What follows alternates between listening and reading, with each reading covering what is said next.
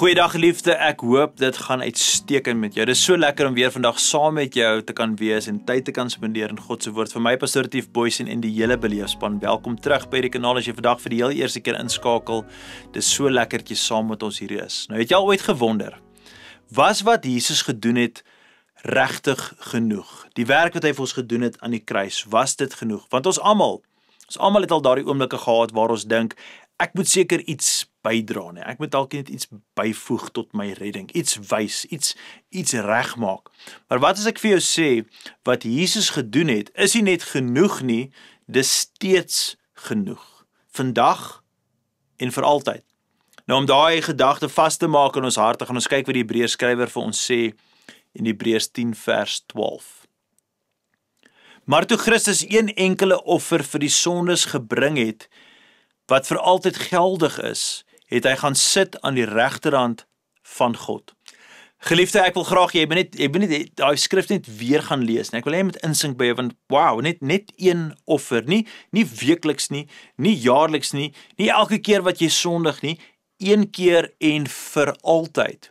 Nou die oorspronklike Griekse frase wat hier gebruik word is eistou de nekes, nee. Dis nie belangrik dat jy die Grieks moet ken of dit te kan uitspreek nie, maar wat wel belangrik is om te begryp wat dit beteken.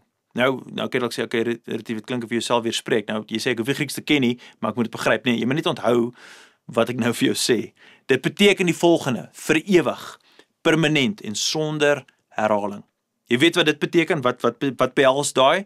Dit beteken daar's nie 'n herlaai knoppie vir redding nie. Daar's nie, jy hoef dit weer te doen nie. Daar's nie 'n hou my asseblief op die lys versoek nie. Ek hoop ek bly net op die lys en elke dag vra Here asseblief, ek hoop ek's nog op die lys, Wat Jesus aan die kruis gedoen het, is volledig, dit is voltooi, is afgehandel. En dan staan daar, en hierdie is so kosbaar, dan staan daar, en hy het gaan sit. Waar? Aan die regterhand van God. Nou, hy het gaan sit. In die Ou Testament het priesters nooit gesit nie, want hulle werk was nooit klaar nie. Hulle kon nie gaan rus en sê, nou is dit voltooi, is afgehandel nie. Maar Jesus, hy het gaan sit aan die regterhand van God, want sy werk was afgehandel vir jou en vir my en vir ewig. Maar dan kan jy vra, hoekom voel ek dan soms so ongered, nee? Of so verwyderd, so ver van die Here af? Omdat die vyand wil hê jy moet. Hy wil hê jy moet twyfel in wat Jesus gedoen het. Maar onthou hierdie waarheid, en ek wil jou weer vat in die skrifte, dis Hebreërs 10 vers 14 wat sê, want met een offer het hy vir altyd die wat geheilig word, tot volmaaktheid gebring. Deur daai een offer wat hy gedoen het, hy gaan sit in die regterhand van God, en hy werk jou en my heiligmaking uit elke liewe dag. Geliefde, dis so kosbaar, Christus doen dit in ons, en vir ons die hele tyd. Dis hoekom jy vandag, môre en vir altyd kan sê, ek is gered, nie omdat ek volmaak is nie, maar omdat Jesus se offer volmaak is. Die werk wat hy gedoen het, is genoeg vandag, môre en vir altyd. So prakties, nee? Hoe gaan ons hierdie toepas? Hoe gaan ons dit deel maak van ons ritme? Hoe gaan ek die Grieks onthou sonder om dit te verstaan? Nee, geliefde, jy gaan lees Hebreërs 10 vers 12 tot 14, stadig. Dalk meer as een keer. En dan sê jy hardop, Jesus het gaan sit, want dit is klaar. Hy het gaan sit in die regterkant van die hemelse Vader, want hierdie werk is klaar.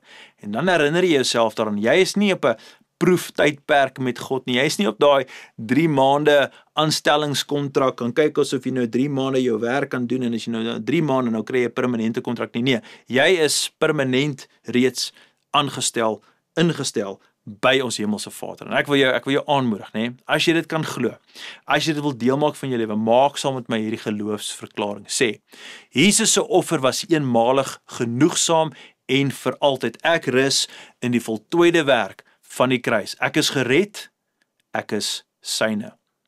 Geliefde, ek wil jou bemoedig met hierdie eenvoudige waarheid. Jy hoef nie te wonder of jy gered is nie. Kyk net na die kruis.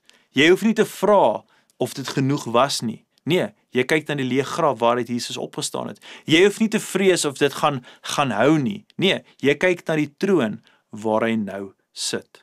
En dan môre kyk ons nou hoe jy nie net gered is nie, maar ook hoe jy gestuur is. Jy is gestuur of jy nou so voel of nie. Geliefde, ek hoop jy sal nie wees in die misloop wat ons môre gaan deel nie. Dit is besonders wat dit beteken as jy jou redding begryp, hoe ons dan met ander mense kan gesels. En deel hierdie waarheid asseblief met iemand wat dit vandag so nodig het, iemand wat twyfel oor hulle situasie met Jesus, dan herinner jy hulle wat Jesus gedoen het, nê? Dat hy red ons gister, vandag en môre. Hy is nog steeds besig. Dan wil ek jou vra om net nou saam met te bid. Hemelse Vader, so baie dankie vir hierdie kosbare woorde waar ons vandag leer dat U het eenmalig hierdie werk voltooi en net toe gaan sit aan die regterhand van God. Met ander woorde, daai werk is afgehandel vir nou en vir ewig. En daarom, Vader, kan ons kan bid en met vrymoedigheid weet, wanneer ons met U gesels en weet wat Jesus kom doen het, dat ons rus nou in daai voltooide werk. Ja, Here, ons het ons op en ons af, wat ons tye wat ons nader aan U is en verder is, en ons wil tog arbei deur U genade om altyd nader aan U te wees en meer getrou in U te leef. En selfs daar maak U vir ons die belofte dat U werk daai heiligmaking in ons lewens mee. En daarom vra ek, Here, vir meer genade, sodat ons meer getrou in U kan wees. Ons loof U, ons eer U en ons sê Amen. Geliefde, gaan in vrede. Totsiens.